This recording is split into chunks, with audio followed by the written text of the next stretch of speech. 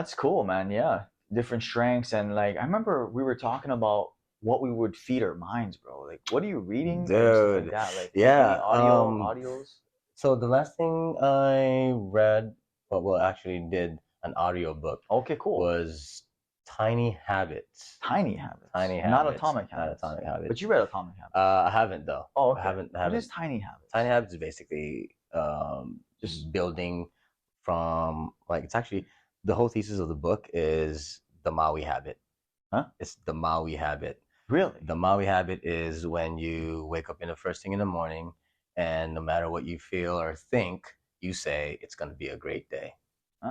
So what it plays on is the reticular activating system, where the reticular activating system is basically like if you didn't have a Ford Mustang and you bought a Ford Mustang prior to you buying that Ford Mustang, you didn't see any Mustangs in the road.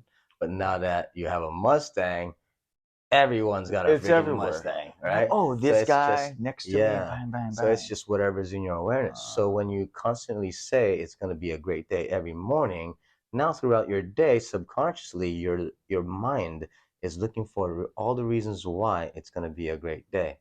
Ding, ding, ding. Yeah, the reason is most people will always beat themselves down for all their failures. It's like, oh man, I missed that. I suck. And then that starts to come into your subconscious. But then when you're looking for your wins, or the reasons why it's going to be a great day, then you start stacking that, and you start stacking basically, self-confidence. And so when I say I'm going to do something, I've got proof that I can do that because I've been doing all this stuff.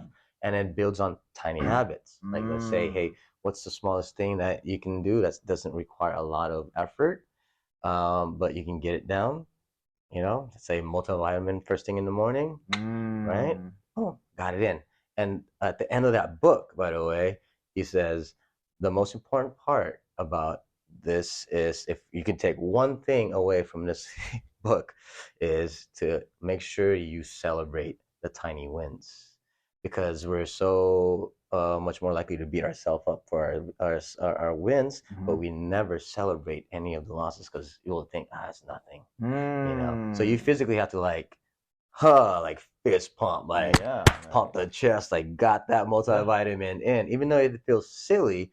We're programming it, to where it's like, building self-confidence, building like, this is me, this is what I do. I do what I say I'm gonna do. And then when you start building that and building that, and that's when you start turning older bad habits and replacing them into better habits. Wow. Right? Reinforcing a positive reinforcement. Positive reinforcement. So it's just wins and wins and wins and wins. So that's the latest book that I've finished. Tiny Habits. Damn. Super. I hella recommend it for all coaches, because now you can see the process of change, and you could for anybody that sits down in front of you, you can figure out where they are in that readiness of change scale, and then you can, as a coach, we can give them certain things to their, okay, well, you know what, you're not there yet, so we're going to give you this, something small, so you can start winning here, and for somebody that drinks like 5 cans of soda a day, just, hey, let's just cut it to like 2 or 3.